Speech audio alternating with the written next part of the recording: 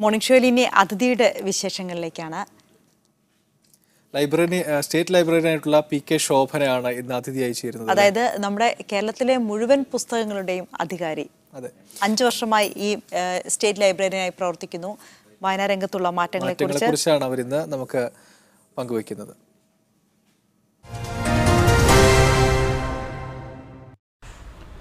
State librarian PK ശോഭനയാണ് നമ്മുടെ ഇന്നത്തെ അതിഥി. ലൈബ്രറിയെക്കുറിച്ച്, വായനയെക്കുറിച്ച്, വായനയുടെ പുതിയ ലോകങ്ങളെക്കുറിച്ച് നമുക്ക് സംസാരിക്കാം. നമസ്കാരം. നമസ്കാരം. ലൈബ്രറിയാണ് ഒരു പക്ഷേ വായനക്കാർ വരുന്നൊരു ലോകം. അപ്പോൾ ഈ വായനയുടെ മാറ്റങ്ങളെക്കുറിച്ച് അറിയാൻ കഴിയുന്നതും ഒരുപക്ഷെ ഒരു ലൈബ്രറിയനാണ്.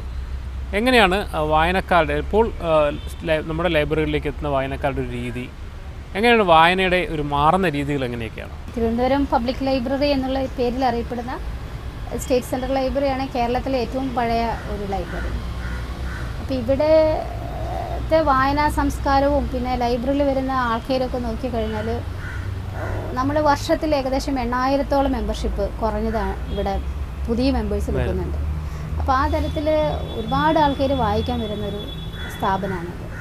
മാത്രമല്ല ഇപ്പോഴത്തെ കാലത്ത് നമ്മുടെ ലൈബ്രറി പുസ്തകങ്ങൾക്കാളും അപ്പുറമായിട്ട് ഒരു വായന പഠിക്കുന്നൊരു സ്ഥലമായിട്ടാണ് ആൾക്കാർ ഗ്യാദർ ചെയ്യാനായിട്ടുള്ള ഒരു ജോയിൻ്റ് ആയിട്ടാണ് ഇവിടെ സ്റ്റേറ്റ് സെൻട്രൽ ലൈബ്രറി പ്രവർത്തിക്കുന്നത്. അതായത് ഒരു ഹബ്ബ് എന്നുള്ള രീതിയിൽ പറയാം, ഒരു ഇൻഫർമേഷൻ ഗ്യാദറിങ് അല്ലെങ്കിൽ അവർക്ക് വേണ്ട ഏതെങ്കിലും തരത്തിലുള്ളൊരു പഠിക്കുന്ന ഒരു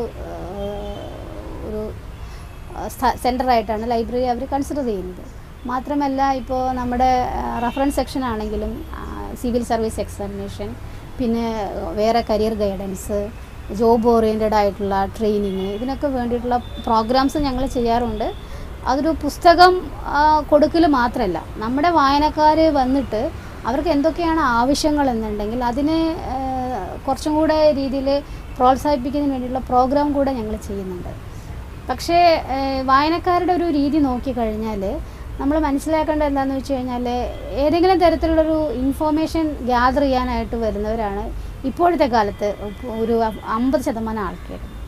ഇപ്പം എല്ലാ ദിവസവും വൈകുന്നേരം വന്ന് ലൈബ്രറിയിൽ വായിക്കുക എന്നുള്ളൊരു നഗരമാണ് തിരുവനന്തപുരം. ആ തിരുവനന്തപുരത്തെ 50 വർഷത്തോളം പഴക്കമുള്ള, അതിലും കൂടുതൽ പഴക്കമുള്ള, ഒരുപാട് ഓർമ്മകൾ സൂക്ഷിക്കുന്ന ഒരുപാട് വായനക്കാരുള്ള ഒരു നഗരമാണിത്. ഇപ്പം ഞാൻ പലപ്പോഴും വിചാരിച്ചിട്ടുണ്ട് ഈ 50 വർഷം ലൈബ്രറിയിൽ മെമ്പറായിരുന്ന ആൾക്കാരുടെ ഒരു കൂട്ടായ്മ അത് നമ്മൾ എന്തായാലും അടുത്ത് തന്നെ സംഘടിപ്പിക്കുന്നതാണ്.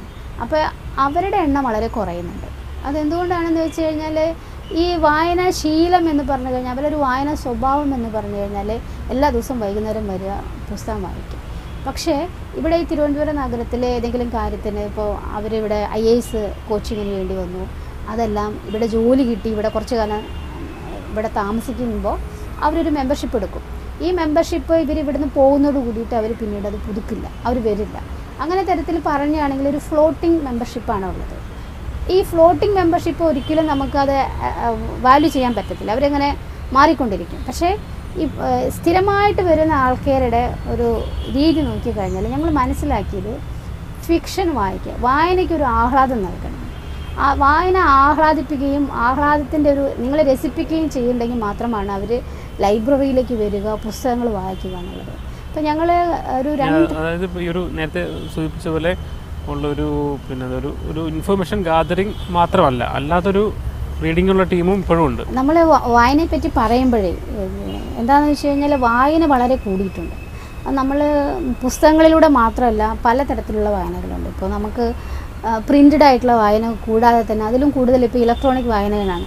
മൊബൈൽ വളരെ സർവ്വവ്യാപി ആയതോട് കൂടിയിട്ട് എല്ലാവർക്കും എല്ലാം വായിക്കും, എഴുതുകയും ചെയ്യാം. മുമ്പൊരു ശരാശരി ഒരു 10ാം ക്ലാസ് വിദ്യാഭ്യാസം കഴിഞ്ഞിട്ടുള്ള ഒരാൾ വേറെ ഏതെങ്കിലും തരത്തിലുള്ള ജോലികൾക്ക് വേണ്ടി പോയി കഴിഞ്ഞാൽ അവിടെ അയാളുടെ വിദ്യാഭ്യാസം എഴുത്തും വായനയും നിർത്തുകയാണ്.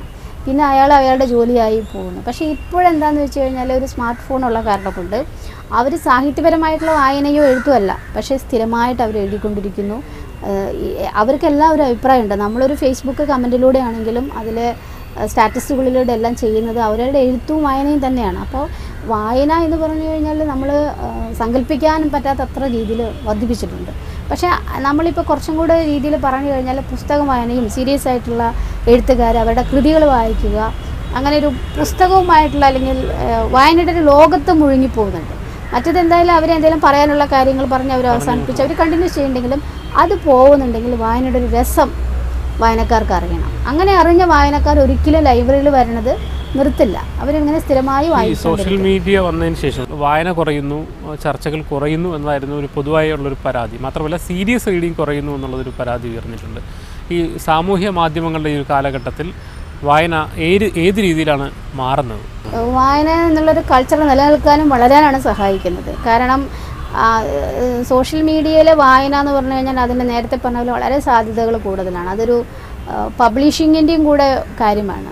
നമ്മൾ മുമ്പ് എന്ന് പറഞ്ഞു കഴിഞ്ഞാൽ വളരെ അക്കാഡമിക് ആയിട്ടുള്ള സാഹിത്യകാരന്മാരോ അല്ലെങ്കിൽ അവരുടെ ഒരു ഗ്രൂപ്പിൻ്റെ പബ്ലിക്കേഷൻസിൽ വരണം. ഒരാൾക്ക് ഒരു കവിത എഴുതി പ്രസിദ്ധീകരിച്ച് കിട്ടണമെന്നുണ്ടെങ്കിൽ ഒന്നുകിൽ അയാൾ ഒരുപാട് കാലം കാത്തിരുന്ന് പ്രസിദ്ധീകരിക്കണം, അവർക്ക് പരിചയം ഉണ്ടാവണം, പിന്നെ ഒന്ന് എസ്റ്റാബ്ലിഷ് ആയി കഴിഞ്ഞാൽ മാത്രമേ അയാളുടെ കൃതികളെല്ലാം ഏതെങ്കിലും മാഗസിനൊക്കെ എടുക്കുകയുള്ളൂ. മാത്രമല്ല ഇപ്പോൾ അങ്ങനെയല്ല, അവർക്ക് ആരും മാഗസിനെ അവർ ആശ്രയിക്കുന്നില്ല. അവരവരുടെ കഥയാണെങ്കിലും കവിതയാണെങ്കിലും അവർ ഫേസ്ബുക്ക് സ്റ്റാറ്റസിലൂടെ അല്ലെങ്കിൽ ബ്ലോഗിലൂടെ വാട്സപ്പിലൂടെ എല്ലാം വ്യാപകമായി പ്രചരിക്കുകയും ആൾക്കാർ വായിക്കുകയും പിന്നെ പുസ്തക ചർച്ചകൾ. മുമ്പ് നമുക്കൊരു ഫിസിക്കലായിട്ടുള്ളൊരു സ്പേസ് വേണം. ഞങ്ങളിപ്പോഴും അത് ചെയ്യുന്നുണ്ട്. എഴുത്തുകാരെ വിളിച്ച് കൊണ്ടുവന്ന് അവരായിട്ടുള്ള വായനാ പ്രോഗ്രാമുകളെല്ലാം സംഘടിപ്പിക്കുന്നുണ്ട്. പക്ഷേ ഇപ്പോൾ ഫിസിക്കലൊരു സ്പേസിൻ്റെ ആവശ്യമില്ലാതെ തന്നെ പുതിയ പുസ്തകങ്ങളെ പറ്റിയിട്ട് വൻതോതിൽ ചർച്ച ചെയ്യും. അതിപ്പോൾ ഒരു വിമർശകൻ എന്നുള്ള രീതിയിലാക്കണ്ട. ഏത് വായനക്കാരും എത്രയോ വലിയ സാഹിത്യകാരന്മാരാണെങ്കിൽ അവരെ കൃതികളെ കീറിമുറിക്കുന്നുണ്ട്. അപ്പോൾ അതിൻ്റെ ഒരു സ്വാതന്ത്ര്യം അതിനുണ്ട്. അതേസമയം തന്നെ എഴുത്തുകാരനും കിട്ടിയത് വലിയൊരു എക്സ്പോഷറാണ്. അയാൾക്ക് വായനക്കാരായിട്ട് നേരിട്ട് സംവദിക്കാനായിട്ട് പറ്റും. അപ്പോൾ അയാൾക്ക് ചർച്ചകൾ ആക്കാം. അങ്ങനെയുള്ള രീതിയിൽ സെൽഫ് പ്രൊമോഷൻ എഴുത്തുകാരൻ്റെ പക്ഷത്തു നിന്ന് നോക്കിക്കഴിഞ്ഞാൽ രണ്ട് രീതിയിലാണ്. ഒന്ന്, അയാൾ കുറച്ചും കൂടെ ഒരു സേഫ് സോണിൽ ഇരിക്കുന്ന ആളല്ല. ഇപ്പോൾ എന്തും പ്രൊവോക്ക് ചെയ്യപ്പെടാൻ സാധ്യതയുണ്ട്. അതേസമയം തന്നെ അയാൾക്ക് സെൽഫ് പ്രൊമോട്ടും ചെയ്യാനായിട്ട് പറ്റും. പുതിയ കഥ വരുന്നു, പുതിയ എഴുത്ത് വരുന്നു, അത് അയാൾക്ക് അപ്പോൾ അത് ഇതാണ് വരുന്നതെന്നുള്ളത് അത് പ്രസിദ്ധീകരിക്കാനും അതിന് വിമർശനം കിട്ടും. അപ്പോൾ നമ്മൾ വായനയുടെ എഴുത്തിൻ്റെ ഒരു ജനാധിപത്യ ഒരു രീതിയിലേക്ക് ഒരു റെവല്യൂഷനാണ് ഇപ്പോൾ നടന്നുകൊണ്ടിരിക്കുന്നത് വായനയും എഴുത്തിനെ സംബന്ധിച്ച്. അപ്പോൾ ആ ഒരു എഴുത്ത് ഒരിക്കലും അതിൽ നിർത്തില്ല. കാരണം നമ്മൾ വായിക്കുകയും എഴുതുകയും ചെയ്യുമ്പോൾ ഇതിനെ പറ്റിയിട്ടുള്ള കൂടുതൽ കാര്യങ്ങൾ അറിയുന്നതിന് വേണ്ടിയിട്ട് പുസ്തകത്തിലും ആൾക്കാർ പോവാതിരിക്കില്ല. അപ്പോൾ നമ്മൾ ഒരിക്കലും സോഷ്യൽ മീഡിയയിൽ നടക്കുന്നതിൽ മാത്രമായിട്ടൊരു ചർച്ച ഒതുങ്ങില്ലല്ലോ. ഇതിൻ്റെ എല്ലാ തലങ്ങളും എല്ലായ്പ്പോഴും വികസിക്കുന്നത് കാരണം കൊണ്ട് തന്നെ പുസ്തകങ്ങളിൽ അത് ബാധിക്കും. ഈ മാറിക്കൊണ്ടിരിക്കുന്ന ഈ വായനാ രീതികൾക്കനുസരിച്ച് എന്തൊക്കെ മാറ്റങ്ങളാണ് ലൈബ്രറിയിൽ വരുത്തേണ്ടത്, അല്ലെങ്കിൽ അങ്ങനെ എന്തൊക്കെ മാറ്റങ്ങളിലേക്കാണ് നമ്മുടെ സ്റ്റേറ്റ് ലൈബ്രറി ഉൾപ്പെടെ പോകുന്നത്? അത് ഞാൻ നേരത്തെ സൂചിപ്പിച്ചതുപോലെ തന്നെയാണ്. വായനയുടെ ഒരു സീരിയസ് വായന കുറയുന്നുണ്ടോ? അങ്ങനെ കുറയുന്നുണ്ട്. സീരിയസ് വായന എന്ന് വെച്ച് കഴിഞ്ഞാൽ നേരത്തെ സൂചിപ്പിച്ചതുപോലെ എന്തെങ്കിലും ഒരു കാര്യത്തിന് വേണ്ടി വന്ന് വായിച്ച് കഴിയുകയും അത് ഇവിടെ നമ്മൾ റഫറൻസ് സെക്ഷനിലൊക്കെ എന്ന് വെച്ച് കഴിഞ്ഞാൽ കൂടുതലും വിദ്യാർത്ഥികൾ UGC നെറ്റ് പരീക്ഷയ്ക്ക് വേണ്ടിയിട്ടും അതുപോലെ തന്നെ IAS സിവിൽ സർവീസിനും. പക്ഷേ ഇവർക്ക് എന്താണെന്ന് വെച്ച് കഴിഞ്ഞാൽ മറ്റു രീതിയിൽ ആ പരീക്ഷ പാസ്സാവുന്നതിന് അപ്പുറത്തോടുള്ള അവരുടെ വിജ്ഞാനം അങ്ങ് ശമിക്കുകയാണ്. പിന്നെ അവർ ലൈബ്രറിയിൽ വരുന്നില്ല. അപ്പോൾ അത് ഒരു നല്ല പോസിറ്റീവായിട്ടുള്ളൊരു കാര്യമല്ല. അതൊരു വായനാശീലം എന്നുള്ള പുസ്തകങ്ങളുടെ അഭിനിവേശം അവർക്ക് നിലനിർത്തണമെന്നുണ്ടെങ്കിൽ മറ്റു തരത്തിൽ നമ്മൾ വായനയുടെ ഒരു ലോകം എന്ന് പറഞ്ഞു കഴിഞ്ഞാൽ ആ രസം അവർക്ക് പിടികിട്ടണമെങ്കിൽ വേറൊരു കാലത്തോട്ട് വേറൊരു കാലത്തേക്ക് കൊണ്ടുപോകും, വേറൊരു രാജ്യത്ത് കൊണ്ടുപോകും, വേറെ കഥാപാത്രങ്ങളൊക്കെ ആയിട്ട് അത് ക്ലാസിക് പുസ്തകങ്ങൾ വായിക്കുമ്പോഴാണ്, പ്രത്യേകിച്ച് ക്ലാസിക് റഷ്യൻ നോവലുകളാണെങ്കിലും മലയാളികളുടെ ഒരു പ്രധാന അവരുടെ ഒരു ബുദ്ധി, ആ ഒരു സാംസ്കാരികമായിട്ടുള്ള കൾച്ചർ എന്ന് പറഞ്ഞു കഴിഞ്ഞാൽ അതൊക്കെ ആയിട്ടാണ്. അപ്പോൾ അങ്ങനത്തെ തരത്തിലുള്ളൊരു പുസ്തകങ്ങളുടെ വായനയിലേക്ക് കൊണ്ടുവന്നു കഴിഞ്ഞാൽ അവർ കുറച്ചും കൂടി ഒരു സീരിയസ് ആയിട്ട് അവർ വായിക്കും. സ്റ്റേറ്റ് ലൈബ്രറി എന്നതിൽ തന്നെ അന്താരാഷ്ട്ര തലത്തിൽ തന്നെ പല വേദികളിൽ പോകാനും മറ്റു രാജ്യങ്ങളുടെ വായന അല്ലെങ്കിൽ ലൈബ്രറി സംസ്കാരത്തെക്കുറിച്ചൊക്കെ മനസ്സിലാക്കാനൊക്കെ കഴിഞ്ഞിട്ടുണ്ട്. അതിലേറ്റവും നമുക്ക് പങ്കുവയ്ക്കാൻ കഴിയുന്ന 1-2 വിശേഷങ്ങൾ പറയാമോ?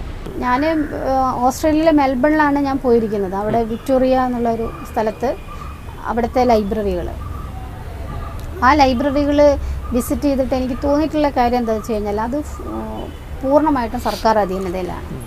അവിടുത്തെ ഒരു പ്രത്യേകത എന്താണെന്ന് വെച്ച് കഴിഞ്ഞാൽ നമ്മൾ അഭിമുഖീകരിക്കുന്ന ഒരുപാട് പ്രശ്നങ്ങൾ തന്നെയാണ് അവർ വേറെ രീതിയിൽ സോൾവ് ചെയ്തിരിക്കുന്നത്. ഒന്ന്, ജീവനക്കാരുടെ ഷോർട്ടേജാണ്, ജീവനക്കാരുടെ പരിമിതിയുണ്ട്. പിന്നെ ലൈബ്രറി വർക്കിംഗ് അവേഴ്സ്, ചില സ്ഥലങ്ങളിൽ രാവിലെ ആൾക്കാരൊന്നും ഉണ്ടാവില്ല.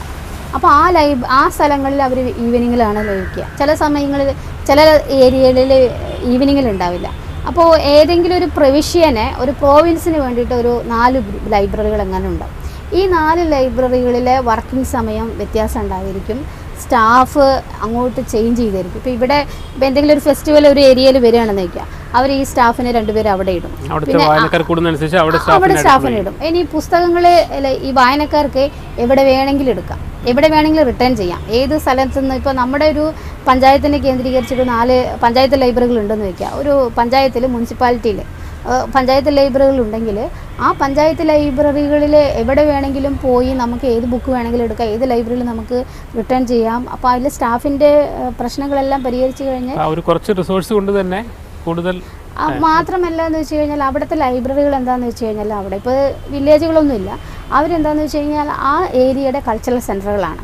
പുസ്തകങ്ങൾ മാത്രമല്ല, നമ്മുടെ ഇപ്പോൾ അവിടുത്തെ നമുക്കത് ശരിക്കും പറഞ്ഞാൽ ഇവിടെ ഫോളോ ചെയ്യാവുന്നതുള്ളൂ. കുറേ തിയേറ്റർ ആക്ടിവിറ്റീസുകളുണ്ട്, മ്യൂസിക് പ്രാക്ടീസ് ചെയ്യുന്ന ആൾക്കാരുണ്ട്. അപ്പോൾ അവിടെ ഒരു ഹാളുണ്ട്, അവിടെ ഫ്രീ ആയിട്ട് ആർക്കും വന്ന് പ്രോഗ്രാം അവതരിപ്പിക്കാം, പ്രാക്ടീസ് ചെയ്യാം, റിഹേഴ്സൽ ചെയ്യാം. അങ്ങനത്തെ ഒരു മേക്കർ സ്പേസ് എന്നുള്ളൊരു ഐഡിയ ഉണ്ട്.